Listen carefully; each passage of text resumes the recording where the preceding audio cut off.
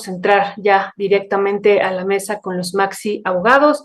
Los vamos incorporando, por favor, y vamos a pasar, si es posible, ya no pude checar, pero si es posible, vamos a pasar algunos de estos videos para que puedan ustedes ver y compartamos con la audiencia lo que está ocurriendo en el patio de Palacio Nacional. Adelante, Leo.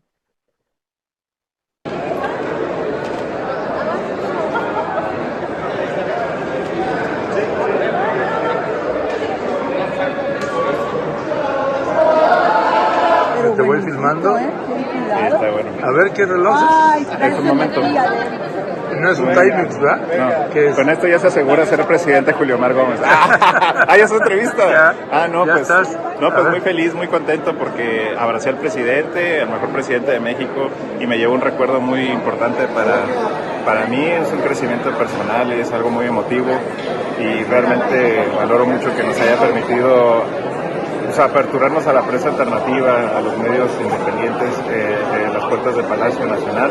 Orgullosamente surcaliforniano, este reloj representa a Baja California, sobre todo el estado, porque como corresponsal de allá y también de Estados Unidos, ahí con Sin Puntos ni Comas, y pues, muy feliz.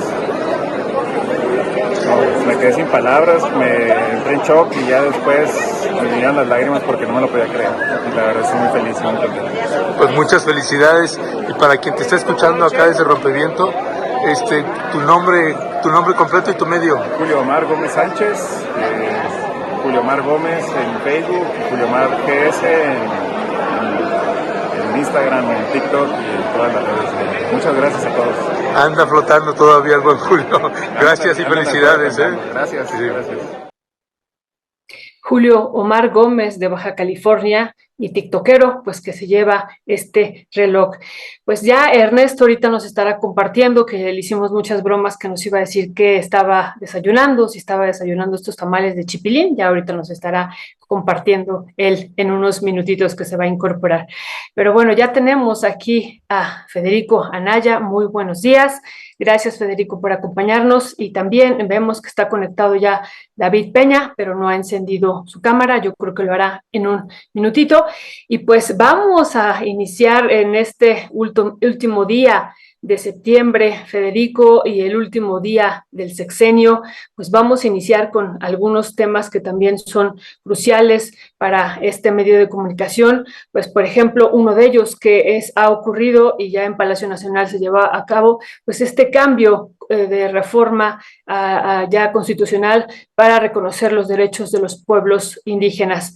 Podríamos iniciar con ese tema, dado que fue uno de los temas que se abordó también en términos de la firma ya del convenio en Palacio Nacional. En firma para publicar en el Diario Oficial de la Federación. Federico, ¿qué decir sobre esta reforma constitucional que reconoce a los pueblos indígenas como sujetos de derechos, entre otros que ahorita estaremos comentando? Bueno, de entrada es, en mi opinión, más una reforma simbólica que implica el cumplimiento de una promesa que había hecho Andrés Manuel, en términos muy generales, que era incluir los acuerdos de San Andrés dentro de la Constitución. Una cosa que no debemos olvidar es que no es la propuesta de reforma constitucional que había trabajado por todo el país y con consulta larga a los pueblos el Instituto Nacional de Pueblos Indígenas. Pero digamos que el centro de esa reforma estaba en la iniciativa de Andrés Manuel. Eso es lo que se ha aprobado. Es un paso adelante. Y la otra cosa que yo quisiera decir es, Violeta, no deberíamos ser tan abogados respecto del reconocimiento, así como sea, porque yo llevo años diciendo que el reconocimiento como sujetos de derecho público, ¿estoy diciéndolo correctamente, Violeta? Sí, sí, sí, sí. Bueno, ese reconocimiento está en la Constitución de San Luis Potosí desde el año 1996 y en realidad no significó nada. Y eso es uno de los debates en los que, en mi opinión, se perdió el diálogo chiapaneco respecto de palabras que tenían que utilizarse en los textos constitucionales. La pregunta fuerte es si al momento que lleguen los sujetos de derecho público, que ahorita ya están reconocidos, y ejerzan acciones concretas, políticas y jurídicas, van a ser reconocidos así. Ujú, Pero eso es una pregunta de hecho, no de derecho. ujú. Ese sería mi comentario. Muchísimas gracias. Pues sí, Federico, tú tienes razón. Hemos aquí comentado que esta reforma modifica el artículo segundo constitucional, la reforma original que había enviado el INPI, ¿no? Que se le había entregado al presidente, modificaba 17 artículos de la Constitución, primero 15, después 17 artículos, lo hicieron ahí algún agregado por lo que hemos estado viendo. Y bueno, pero hay algunos elementos interesantes a reflexionar que a mí me parece, por ejemplo, David, muy buenos días, ¿cómo estás? ¿Nos escuchas? Bien, bien, acá estoy. Es que avisé que solo entraría por audio porque ando en tránsito, pero acá estoy. Ajá, gracias, David.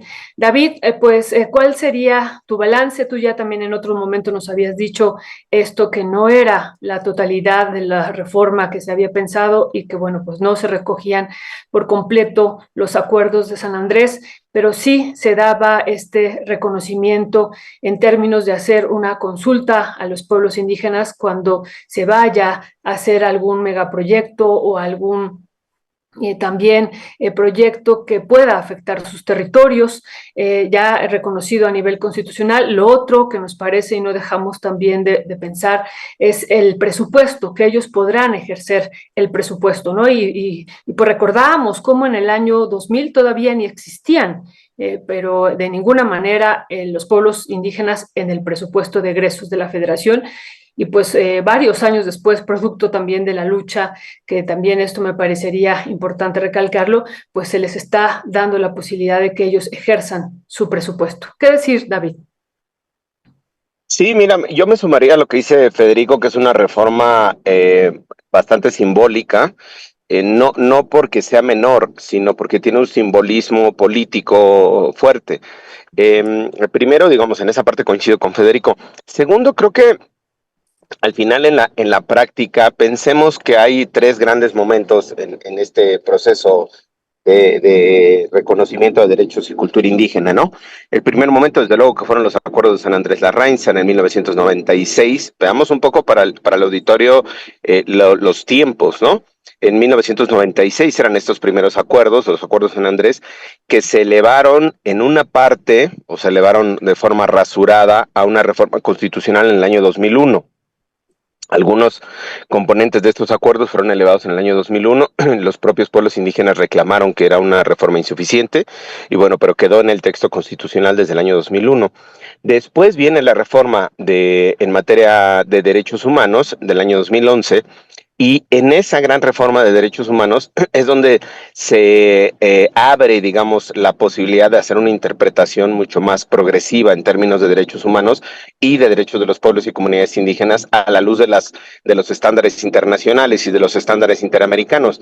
Y entonces, desde la reforma de 2011 en materia de derechos y cultura indígena hasta la fecha, han pasado 13 años, se ha abierto una interpretación tanto en la práctica como en la interpretación jurídica, es decir, se ha abierto una interpretación desde los propios tribunales, la Suprema Corte, como desde el propio ejercicio de los derechos de los pueblos y las comunidades, que incluso yo diría queda incluso hasta rebasado por el texto hoy que se pone en la Constitución. Es decir, en la práctica los pueblos y las comunidades se han seguido organizando, se vienen organizando, hacen ejercicio de sus nombramientos de acuerdo a sus sistemas normativos, tienen un control y un sistema de regulación normativa propio.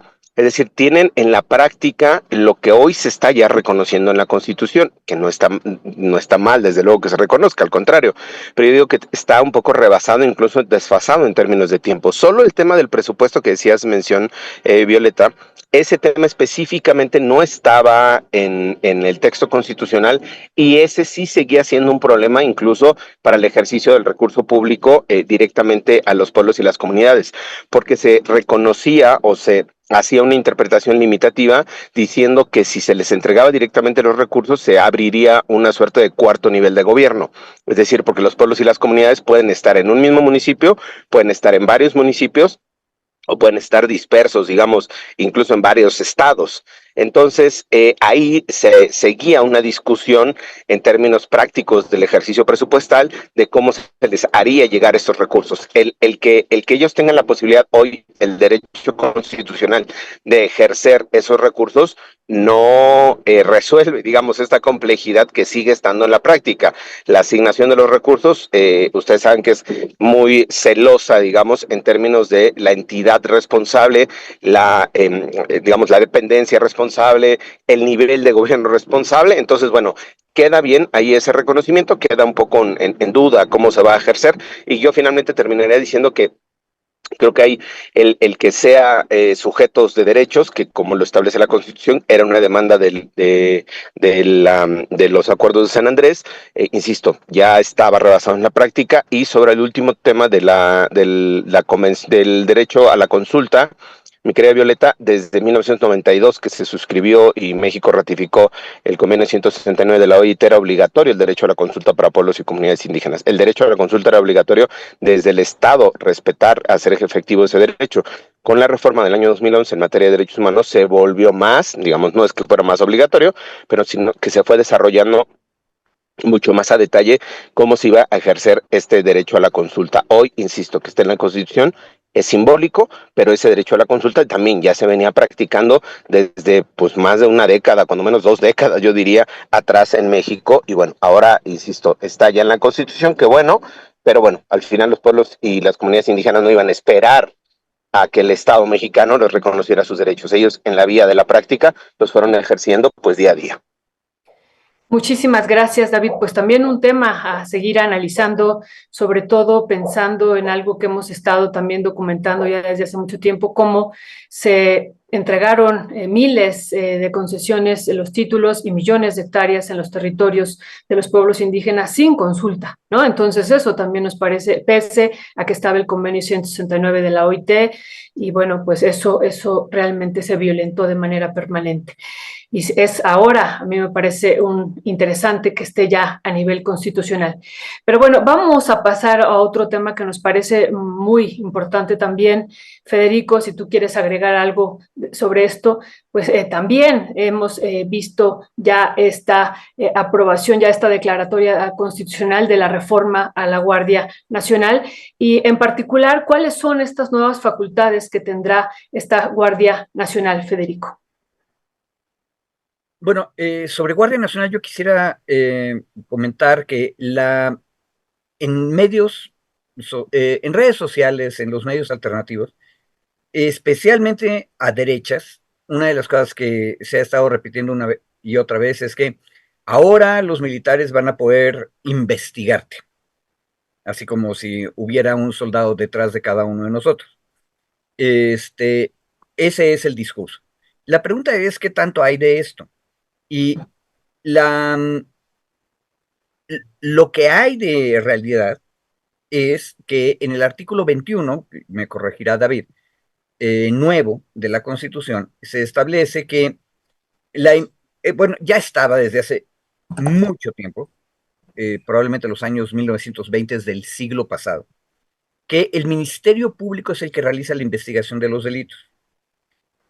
Y ya estaba desde 2019 que, incluso desde antes, que en esta tarea se auxilia el Ministerio Público de policías, y dice así en general policías. En otras palabras, el Ministerio Público comanda la investigación de los delitos y pueden realizar labores de investigación las policías. Eso ya estaba, incluso desde antes de 2019. Y ahora, ahí donde aparece policías, pusieron la palabra Guardia Nacional. Ahora, mi opinión personal es que eso es una reiteración que no venía al caso, porque desde 2019 es bien clarito que la Guardia Nacional es la fuerza de policía a nivel federal.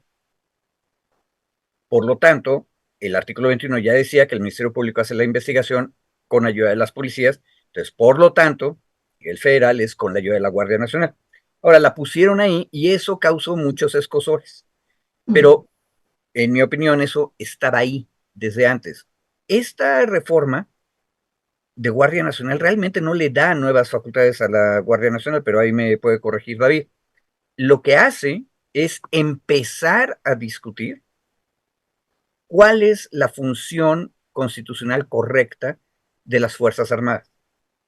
Pero no está terminado de discutir. En un espacio que convocó este pie de página con Jorge Luis Sierra lo discutimos. Apenas es un primer paso. Y no necesariamente muy claro. O sea, ya reformamos el artículo 129 de la Constitución, que llevábamos 120 y tantos años sin tocarlo, es el artículo de los castillos, y entonces dice, las Fuerzas Armadas en tiempos de paz se pueden dedicar a lo que diga esta Constitución y lo que digan otras leyes. Ese es el cambio fuerte. Porque antes el artículo era terriblemente duro, y por cierto siempre fue solo teórico, desde 1857, diciendo que en tiempos de paz las Fuerzas Armadas estarán en sus castillos. Es más, hay nada más un comentario, si a mí me presionaras, Violeta, la existencia de cuarteles en las zonas militares es una violación del artículo 129 y siempre ha sido una violación, porque ese artículo es tan viejo que asume que los cuarteles, almacenes y castillos son los que ya están. O sea, tú no puedes decir, ahora va a haber una zona militar acá y voy a poner un cuartel. Eso no se podía, pero lo hacían. Pero no importaba porque lo militar no pasaba por la Constitución. Yo creo, ese es mi último punto y lo subrayo, que el mérito de esta reforma es empezar a discutir cómo tiene que estar lo militar en la Constitución, porque no estaba realmente. Hoy muy interesante este análisis, lo militar no estaba y entonces ahorita pues habría un punto de inflexión. David, ¿cuál sería tu balance sobre esto que se aprobó ya y que va a ir ya a ser publicado en el Diario Oficial de la Federación? Mira, igual, mira qué mañana tan tersa, estoy coincidiendo con Federico. Sí, oye, es cierto, están en todo. Estas pláticas no nos ayudan, ¿eh? Estamos muy suavecitos los dos el día de hoy. Mira, a ver, yo igual, digo, valga la redundancia, coincido con Federico en el tema. A ver, creo que los dos puntos que coloca Federico están dentro del proceso de la reforma, digamos, de los contenidos de la reforma. El tercero de los elementos es la transferencia de la administración y gestión de la Guardia Nacional a la Secretaría de la Defensa Nacional, que esa yo también diría que es una transferencia simbólica, porque pues en la práctica igual estaba bajo mando y conducción de la Secretaría de la Defensa Nacional, la capacitación, y bueno, al final la Suprema Corte de Justicia paró la transferencia formal, pero pues en términos prácticos así se mantenía, digamos, ¿no? Entonces, bueno, primero creo que ese es un tema que no es menor, pero que bueno, hay que considerarlo, ¿no? El segundo, yo diría que es esto que dice Federico, justo lo que tiene que ver con con el tema de la investigación. En efecto, ya se tenía esta facultad de investigación bajo conducción del Ministerio Público. El fraseo no es menor, o sea, a mí me parece que es muy importante el tomar en consideración todo el fraseo completo, ¿no? El que implique bajo conducción del Ministerio Público, justo implica que quien lleva la mano, quien lleva la batuta, no sé cómo decirlo, pues la conducción en sí misma, es el Ministerio Público, es decir, no tiene una facultad real de investigación la Guardia Nacional, ni ninguna otra policía, salvo las policías de investigación como tal. Las policías de investigación sí tienen esa facultad. Ellos sí son los que están encargados de poder hacer esta investigación, de poder hacer, digamos, la indagatoria desde una lógica autónoma, no sé cómo frasearlo. Solo la policía de investigación es quien puede hacer las investigaciones sin que necesariamente esté bajo la conducción del Ministerio Público. ¿Por qué?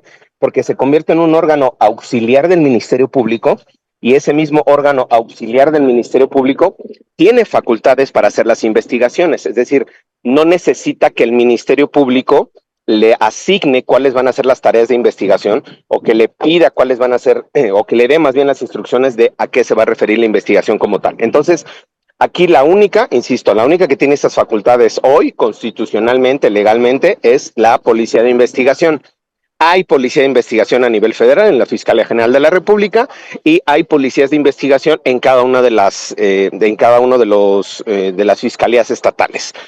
Esta función ahora que se pone, igual yo coincido con Federico que es hasta cacofónica, porque se dice que el Ministerio Público tiene como órganos auxiliares a las policías, y si se reconoce a la Guardia Nacional como una policía federal, pues ya no se tendría que haber puesto ahí otra vez de nueva cuenta, pero bueno, eso no tiene mayor relevancia. Creo que sí generó, incluso en la interpretación de muchos medios de comunicación, le quitaban el bajo conducción del Ministerio Público, es decir, la frase de bajo conducción del Ministerio Público, y la lectura que hacían los medios de comunicación algunos era: ahora la Guardia Nacional podrá hacer investigación, sin decir que la investigación estaba supeditada a las órdenes del Ministerio Público. Entonces, bueno, este es un segundo tema. Y el tercero, justo la reforma al 129 constitucional, a mí me parece que es una forma, eso sí, muy riesgosa. Eso sí, yo lo calificaría de muy riesgosa, muy peligroso el fraseo que se quedó.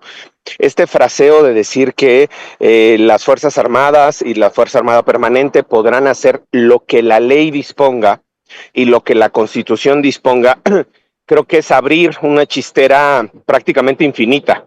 No podríamos estar pensando tampoco en que las Fuerzas Armadas hoy hagan labores de seguridad, mañana hagan labores de construcción, pasado mañana pueden hacer labores de gobierno.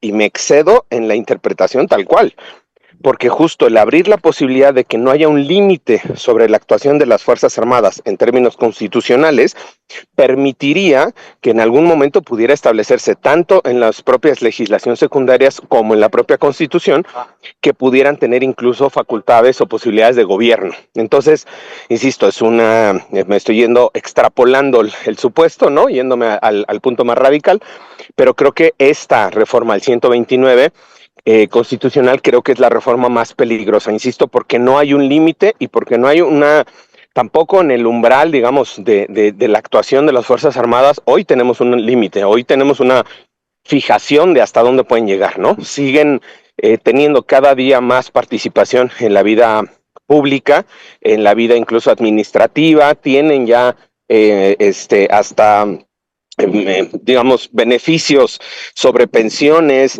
tienen todo un esquema que no lo veíamos, digamos, públicamente o abiertamente, no se veía, y que bueno, sí sigue siendo peligroso. Desde mi particular punto de vista, insisto, ese es uno de los elementos de mayor riesgo.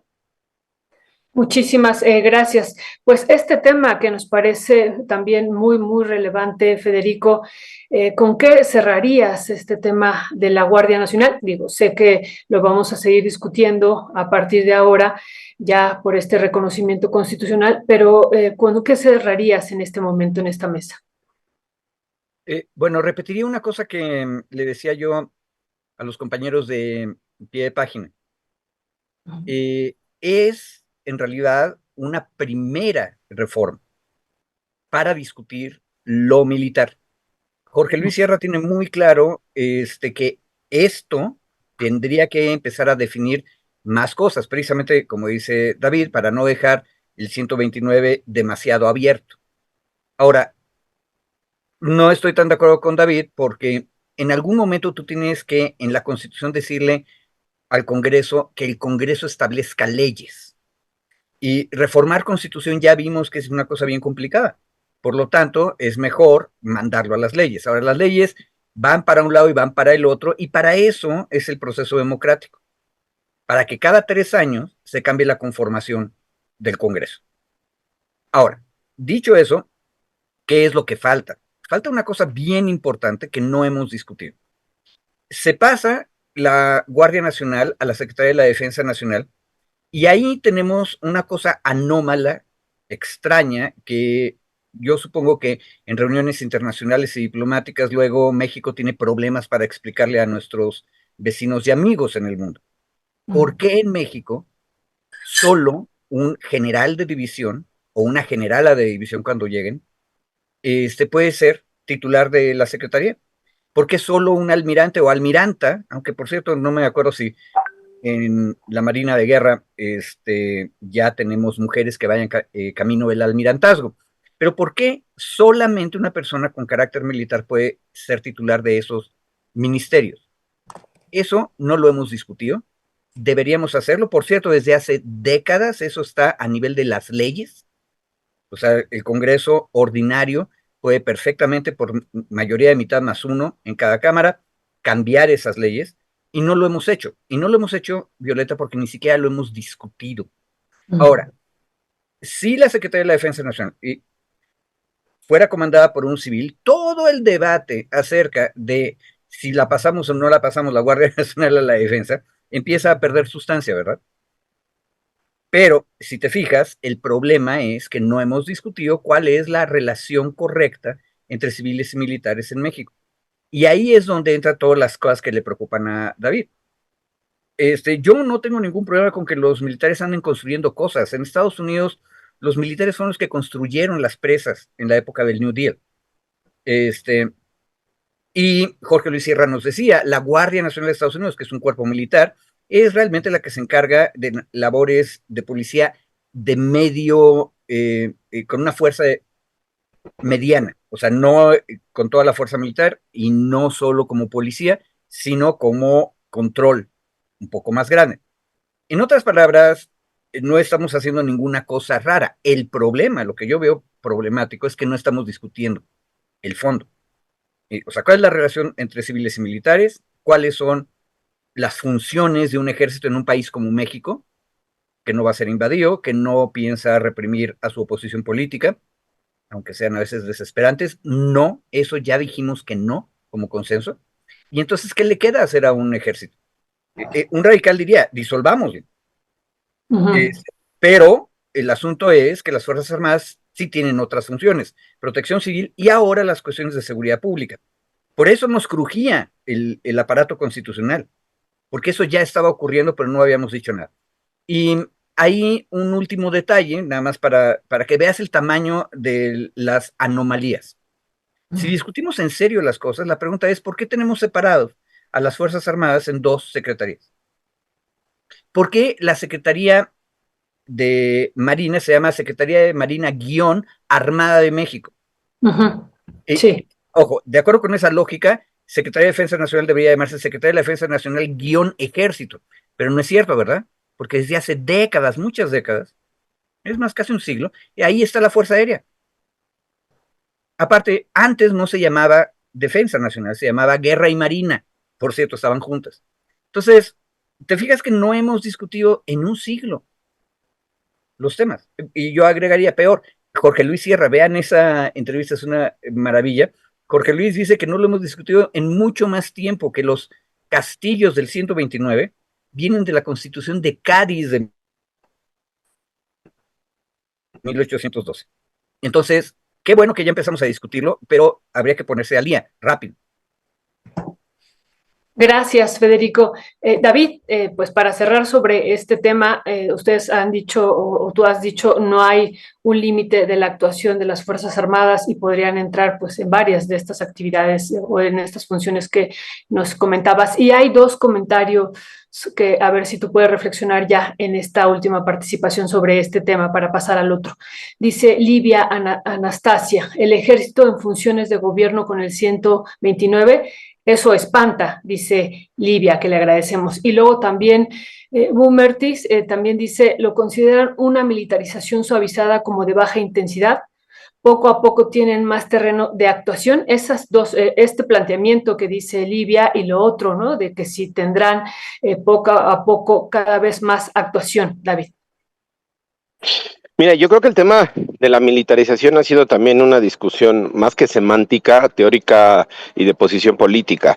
Desde mi posición como defensor de derechos humanos, como activista de derechos humanos, yo considero que sí se trata de un proceso de militarización gradual, es decir, que se permita que se les dé más fuerza a las Fuerzas Armadas, que se les dé más facultades a las Fuerzas Armadas, que se les dé más poder a las Fuerzas Armadas, mayor intervención a las Fuerzas Armadas. Al final es un proceso de militarización, no es una militarización del sistema político, no es una militarización de la política, no es un Estado militarizado, no es la renuncia del Estado, no lo que implica un proceso, digamos, de militarización en términos mucho más amplios. Pero sí, a mí me parece que sí sigue siendo preocupante el papel de las Fuerzas Armadas por pues la historia de las propias Fuerzas Fuerzas Armadas mundiales, no solo del ejército mexicano, ¿no? El papel de las Fuerzas Armadas, la falta de mecanismos de control y de supervisión, eso sigue estando presente en estas Fuerzas Armadas, la posibilidad de que sean juzgados y que sigan siendo juzgados en tribunales militares con procedimientos completamente oscuros o poco transparentes, ha sido y sigue siendo una denuncia y un reclamo por parte de las organizaciones de la sociedad civil. Entonces, el que ahora se les dé también estas otras nuevas competencias o facultades, o que se amplíe o que se fortalezca la presencia de las Fuerzas Armadas, insisto, desde una posición de derechos humanos, siempre va a ser preocupante y siempre hay que seguir llamando la atención y la alerta. No estoy diciendo, porque no puedo ver el chat, pero no estoy diciendo que esto implique que no tenga participación las Fuerzas Armadas en labores de seguridad, porque van a decir, no, claro, hay comunidades que necesitan de las Fuerzas Armadas. No estamos hablando aquí ni siquiera solo de la participación o de la competencia en materia de seguridad, sino de todas estas otras funciones, de todas estas otras competencias,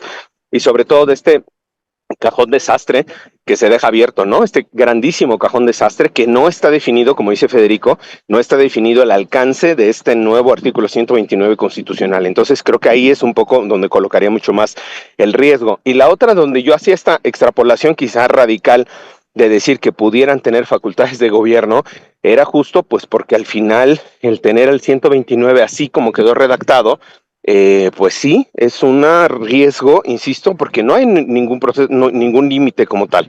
Entonces, creo que más bien en este proceso de reformas, como dice Federico, se tendría que estar abordando, se tendrían que estar atendiendo, pues ir fijando estos límites que al final pues también se pueden ir modificando en cualquier momento, es decir, como quedan ahora supeditados a los textos legales de disposiciones secundarias, pues bastaría ahora incluso con mayoría simple para poder establecer en alguna legislación, no se me ocurre ahorita alguna, pero en alguna legislación ordinaria, nuevas facultades para el ejército, nuevas facultades para las Fuerzas Armadas, sin que ello implique ya una reforma a un texto constitucional o una interpretación de la Suprema Corte de Justicia, porque no podría ser inconstitucional si el texto de la Constitución dice que las Fuerzas Armadas harán lo que las leyes digan. No sé si me explico en este círculo vicioso, ¿no?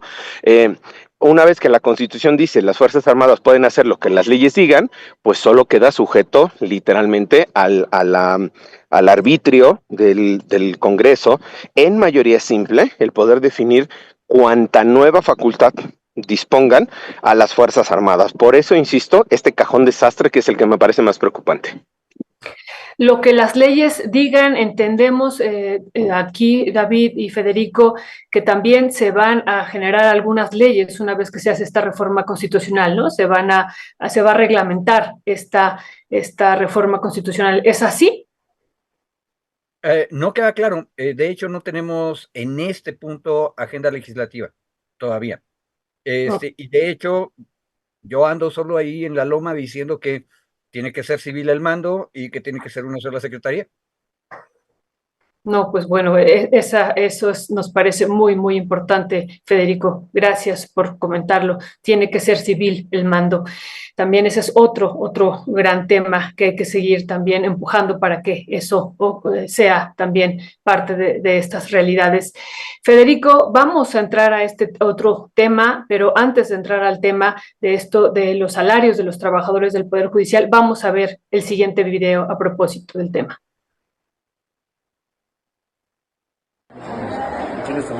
Ay, nada más déjame cerrar el elevador, por favor.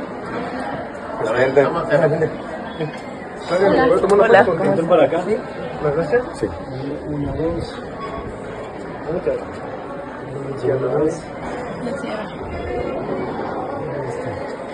Gracias. Presidenta electa, nuevamente, soy trabajador del Poder Judicial Federal. Vengo nuevamente a entregarle un escrito referente con varios compañeros, referente a ser escuchados. No les va a pasar nada a ustedes, es que, todos sus derechos laborales. Es que lo que pasa es que eso se dice. Eso se dice. Sin embargo, está en la Constitución. Pero déjeme explicarle nada más.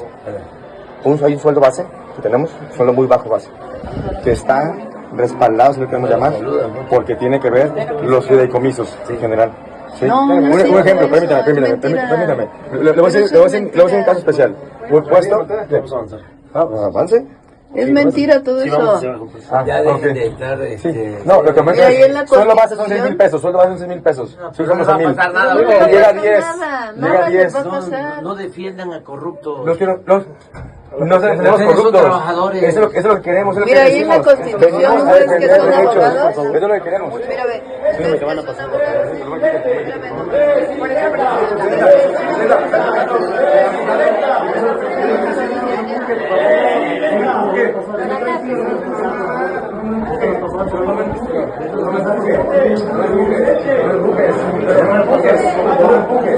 No, tú estás pidiendo el paso. Graba, por favor.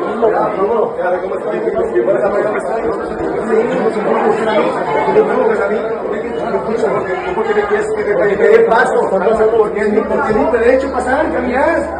Tenga la gana. Por favor. Por eso, que me pides limpias el paso. Limpias el paso. Ojo. Federico, pues, ¿qué decir sobre este video, sobre esta declaración que hace este trabajador? ¿Se toca el salario base? ¿Se toca la compensación garantizada o no se toca, Federico?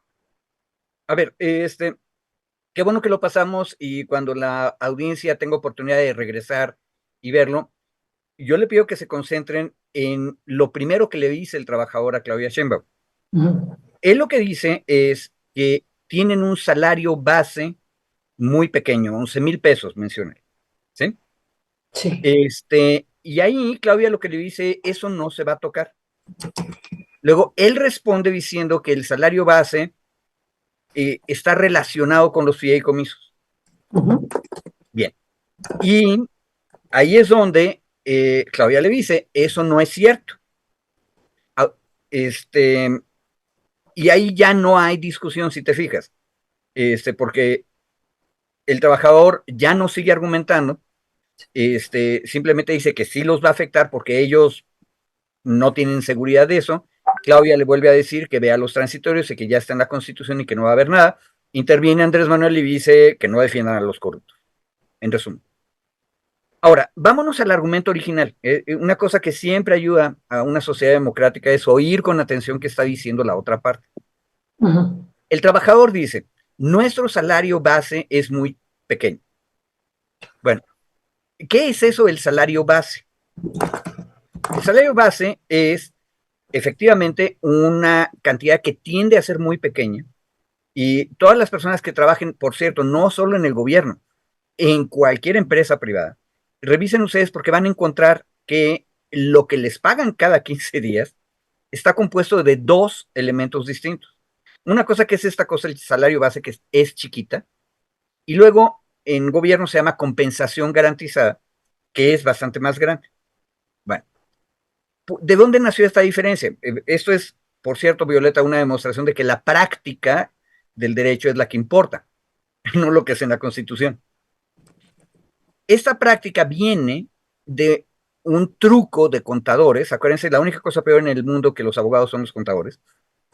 Es la broma. Los contadores se les ocurrió que si ponían un salario base muy chiquito, entonces el patrón y el trabajador iban a tener menos obligaciones con el IMSS y con el ISSSTE, porque a partir del salario base es con lo que se calcula tu descuento. El descuento para tu pensión, el descuento para, ahora son afores, el descuento para tu seguro de vida, para la pensión de viudez, para la atención médica, ¿sí? Todo eso se paga de tus contribuciones como trabajador, trabajadora y de lo que tu patronal pone. Ahora, ¿qué hacen los contadores? Hacen el salario base chiquito y entonces tu aportación es chiquita. ¿Qué significa esto en la práctica? Que cada quincena vas a recibir más dinero, constante y sonante. ¿Cuál es el pago? El pago es que dentro de 30 años, cuando estés viejito, tu pensión va a ser bien chiquita. ¿Verdad? Se oye mucho ruido. Perdón. Ya cerró. Ya. Ok, y entonces en el futuro tu pensión y tus beneficios de seguridad social van a ser muy chiquitos porque contribuiste muy poquito. Ahora, en este asunto, el beneficio de corto plazo hermana, aunque ustedes no lo crean, al proletariado y al capital. porque felices de la vida ellos no quieren pagarle ni al IMSS ni al ISSSTE más dinero, ¿verdad? Bueno, y eso también es parte de la crisis financiera de estas organizaciones, ISSSTE e IMSS. Bueno, ahora, ¿qué tiene que ver eso con los fideicomisos? La realidad es nada. Ahí es donde Claudia sí le contestó y le contestó bien clarito. No, no tiene que ver nada. Porque el dinero con el que se paga tanto el salario base como la compensación garantizada proviene del presupuesto que cada año se aprueba para el Poder Judicial. No está en los fideicomisos. Ahora. Salario base, ¿no? Ese es del presupuesto de egresos de la Federación. Salario base y compensación garantizada. Y compensación, sí. Porque eso es lo que va a formar tu salario integrado cada quincena. Entonces eso no se los pueden reducir, es imposible. Ahora, ¿cuál es lo que sí es problema? Que en esa cosa oscura que se llama todavía, que todavía no termina, Consejo de la Judicatura Federal, tomaron la decisión de que a el personal que no son juzgadores, o sea, es decir, oficiales de juzgado, actuarios, secretarios de estudio y cuenta, a todas esas personas de pronto les dan una especie de bonos, premios y otras compensaciones que no son esto, que es el salario integrado, por desempeño y demás. Tal vez, no sabemos, algunas de esas cosas sí están agarradas de los fideicomisos, tal vez, pero no queda claro. Porque acuérdate, Violeta, que otra de las cosas raras de los fideicomisos del Poder Judicial es que muchos de ellos ni siquiera se usaba el dinero, simplemente eran bolsas donde se estaba guardando. Entonces, tampoco de ahí viene el dinero para esto que estoy diciendo. Pero son cosas que tenemos que preguntar. A mí lo que me preocupó de oír el argumento es que el compañero que le pregunta a la presidenta electa no terminó su argumento primero, o sea, no pasó a la compensación garantizada. Luego, no nos dijo por qué eso está relacionado con los fideicomisos, que es esta duda que yo acabo de poner sobre la mesa. Y bueno, lo que hace la presidenta electa es una cuestión bien política y bien clara, que es, a ver, un momento, tus derechos no se van a tocar, eso está prohibido. Y resumo con esto, el liderazgo nuevo, no los sindicales, de los trabajadores, que no son los jueces, recordemos eso, ni los magistrados.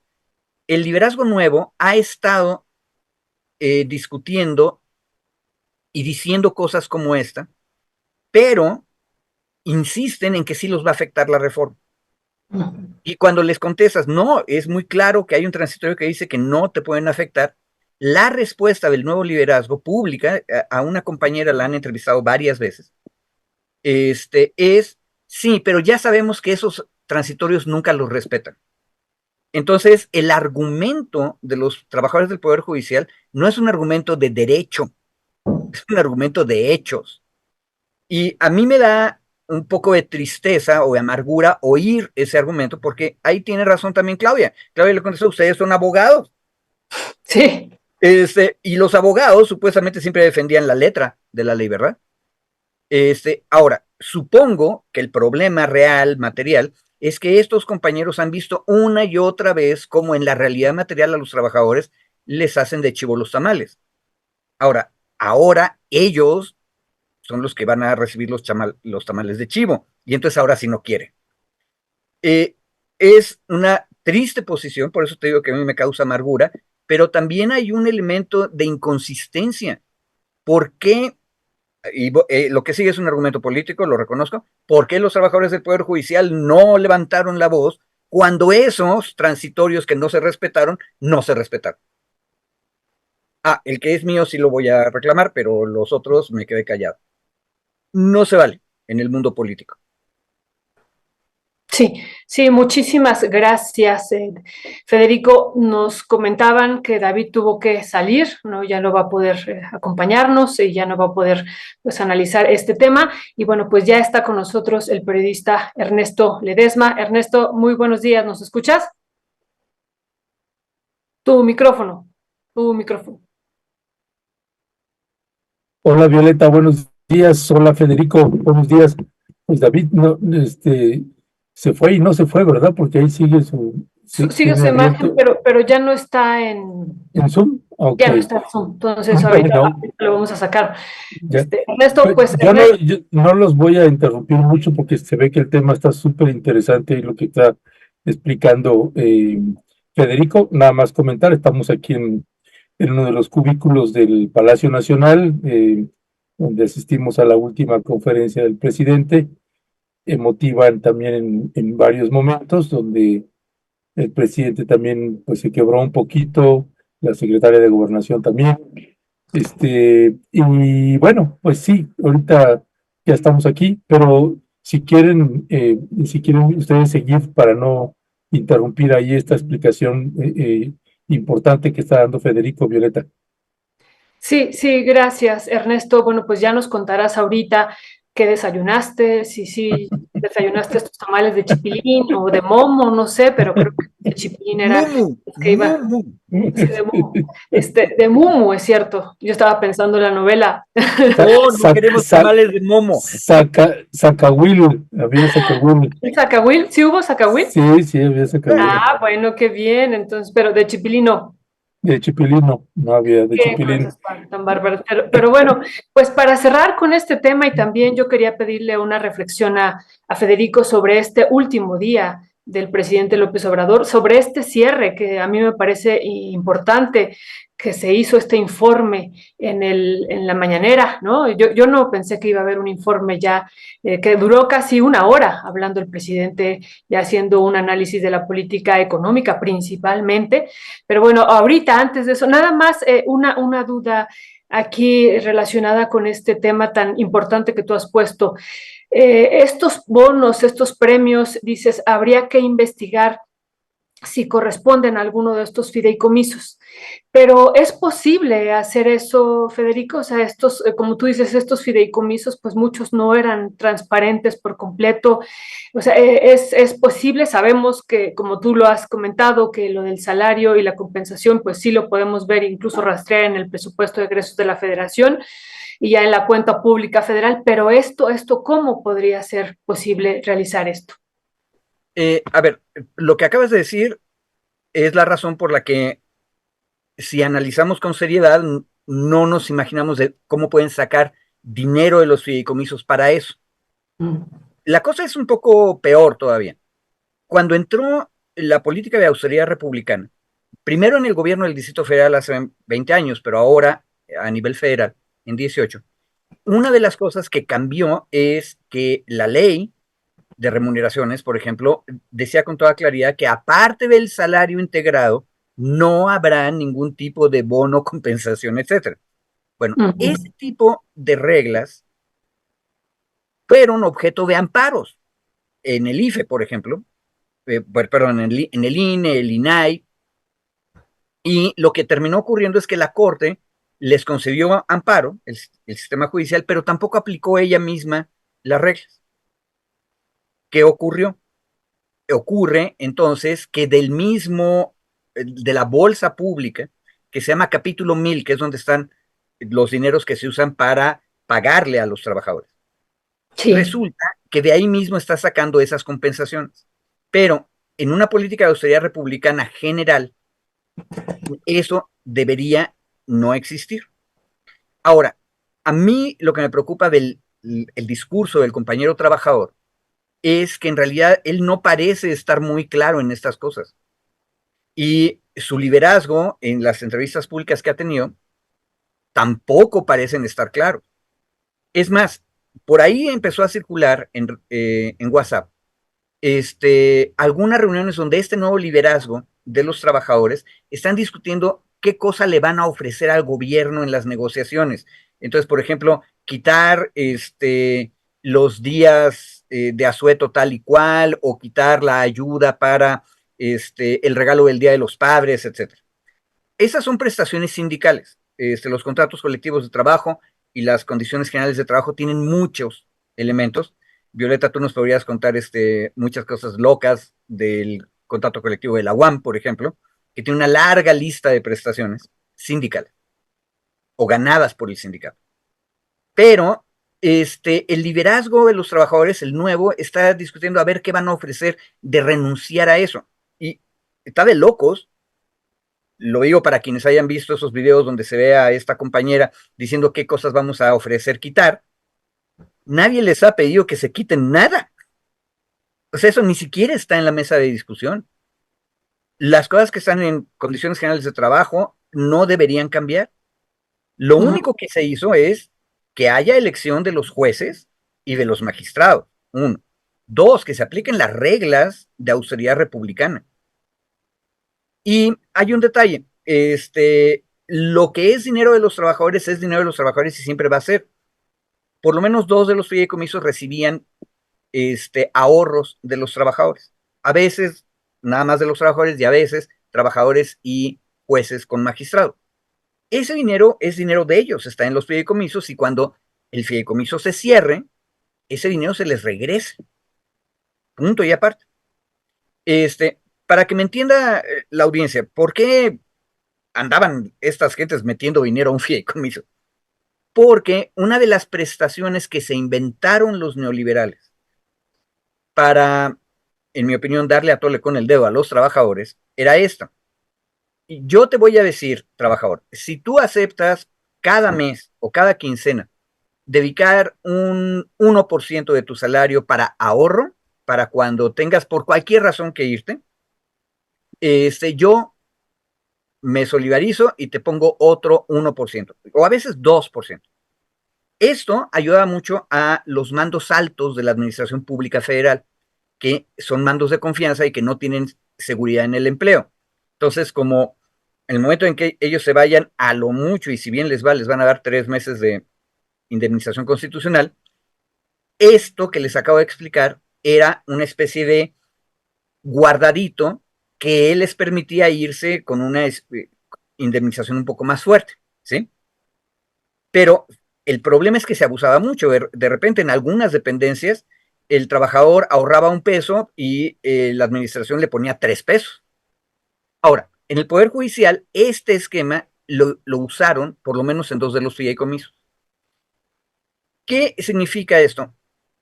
Significa mala administración, porque si tienes subsistemas de ahorro o subsistemas de prestaciones, ya nadie sabe a quién le tocan. Y en medio de eso, termino, es que de repente se nos aparecen personas como a Mario Amparo Casar, que tiene derecho a unas pensiones horripilantes y vitalicias. ¿Por qué? Porque este tipo de excepciones para los mandos más altos o los mandos más necesitados, lo que meten es caos administrativo. La austeridad republicana, obradorista, tiene que ver con simplificación y con orden. Entonces, termino en otro detalle. Universidad Autónoma de la Ciudad de México. Cuando vimos este debate del salario base y la compensación garantizada y que en el futuro iban a tener unas pensiones diminutas y no iban a tener muchos derechos, se hizo una negociación con el sindicato para empezar a aumentar el salario base, de tal manera que empezaran a todos, la patronal y el trabajador, a pagarle más al ISSSTE, la UACM está en el ISSSTE, y las pensiones fueran mejores en el futuro. Bueno, y fue muy difícil porque todo el mundo estaba de acuerdo, la idea teórica estaba muy bien, pero luego resulta que aumentas el salario base y había compañeras y compañeros trabajadores que habían pedido un préstamo de Fonacot y un préstamo para la casa de Infonavit, y como se aumentó el salario base, pues también aumentó lo que tenía que pagar de eso, y hubo una compañera o un compañero, ya no me acuerdo, que le quedó a deber en la quincena al ISSSTE, porque ya no solamente no recibió nada en su quincena, sino que aparte quedaba a deber. Esa es una bronca administrativa, y lo que trata de hacer una administración racional es simplificar. Un amigo laborista del Instituto de Investigaciones Jurídicas, Castañeda, Alfredo Castañeda, a cada rato me ha recordado que uno de los pendientes constitucionales y legales del obradorismo es agarrar y prohibir esta división de salario base, compensación garantizada, porque en el fondo es un fraude a los sistemas de seguridad social. Pero, por la anécdota que les digo, es complicado, porque eso significa que el trabajador va a recibir menos plata en efectivo cada quincena. Perdón por el rollo y por la No, del tema. no, no, muy, muy interesante, muy, muy, muy importante. Además, también, pues, el salario base cuando uno se retira es pues, el que es contabilizado para el retiro, ¿no? También ese es otro gran tema. Y lo que tú decías, Federico, algún día estaría interesante ver algunos contratos colectivos, por ejemplo, comentabas el de la UAM, y que tiene cosas realmente muy, muy particulares. Por ejemplo, llegó a tener, ¿no? Que en la fecha de la siembra de papa y de la cosecha de papa, pues se daba también permiso a los trabajadores de ir para allá. Pero bueno, hay toda una historia para analizar ahí muy, muy interesante y ya en otro momento lo podremos estar abordando. Pero bueno, yo me tengo que despedir, querido Federico, querido Ernesto y querida audiencia. Ya ustedes se quedan aquí y pues espero haber estado bien esta mañana porque bueno, ya saben con mis achaques, pero me dio dengue, Federico. Entonces, he estado así, voy a cumplir 5 días con fiebre y con unos dolores tremendos, pero bueno, espero haber estado más o menos aquí. Pero bueno, ya nos estamos encontrando el día de mañana en otro sexenio y les mandamos un fuerte, fuerte abrazo. Ya Ernesto te dirá qué más hizo por allá, cómo lo vivió. Fuerte abrazo. Gracias, Violeta, que te mejores. Y no, muy celebrada y también muy celebrada la mesa con Barkin, la entrevista con Barkin. Así que ahí luego nos estamos comunicando. Nos estamos comunicando. Lindo Sí. día y pues estamos al pendiente. Bye. Gracias, Violeta. Pues Federico, para ir cerrando, yo te preguntaría, Federico, en este pedazo que te alcancé a escuchar, tengo la impresión que el gobierno, el poder ejecutivo, le ha faltado tal vez más estrategia en la explicación de sobre todo las y los trabajadores del Poder Judicial, que son los que se han estado manifestando en varios lugares. Tengo la impresión que hay también mucha confusión en esa parte, no se ha terminado de clarificar. Por un lado hay que combatir infodemia y por otro lado, pues qué información y qué tan clara está haciendo o no por parte del gobierno federal. Tengo la impresión también como tú que en el elevador Claudia Sheinbaum lo tiene clarísimo pero es evidente, tengo esa impresión que hace falta una explicación. ¿Qué le dirías para cerrar, Federico? ¿Cuál sería tu recomendación al Ejecutivo Federal y ya no es tanto al saliente, sino al entrante? ¿Cuál sería tu recomendación en ese sentido y cuál sería tu recomendación para los trabajadores del Poder Judicial de la Federación? A ver, para el gobierno exactamente lo que tú decías, o sea, hay que explicar más y con más detalle. Visto está, como diría mi no muy amado padre, visto está, que de todas maneras no van a entender mucho, pero precisamente por eso hay que volver a explicar por qué no se tocan los derechos laborales. Y hay que hacerse cargo que muchos de los transitorios, que siempre se pusieron así, luego no se respetaban en la práctica. Entonces, uno tiene que hacerse cargo de eso y explicar por qué ahora sí y cómo se va a cumplir eso. Entonces, como dices tú, más explicación del lado del gobierno con muchísima paciencia, muchísimo. Ahora, del lado de los trabajadores, yo me agarraría del comentario en el elevador. Ahora sí, esto debería llamarse un artículo, las conversaciones en el elevador, porque se dijo mucho en esos 2 minutos. Cuando intervino Andrés Manuel y dice no defiendan corruptos, parece que está tratando de darle el descontón al trabajador, pero hay algo de eso, pero hay otra cosa. Uno no entiende desde afuera del Poder Judicial cómo es posible que los trabajadores del Poder Judicial estén defendiendo a el Poder Judicial que normalmente los explota. Porque durante los diálogos nacionales lo que oímos fue al sindicato, que es un sindicato charro, viejo y muy, muy poco eficaz, pero quejarse amargamente de que el Consejo de la Judicatura Federal empoderó a los juzgadores y magistrados, a los jueces y magistrados, para en su tribunal despedir a cualquier trabajador que quieran sin cumplir con la ley burocrática, para decirlo en resumen. que es una cosa gravísima. Y sin embargo, nunca vimos una queja de parte de los trabajadores. Ahora, ¿por qué? Porque a los trabajadores de base del Poder Judicial, el Consejo de la Judicatura y los jueces y magistrados, que son la gran élite de ese poder, les habían ofrecido la carrera judicial. O sea, usted puede llegar a ser juez. Pero también en los diálogos nacionales oímos a un abogado que ha estado estudiando por años cómo funciona este sistema de carrera, explicarnos, oigan, el problema real es que no hay suficientes puestos de juez y puestos de magistrada.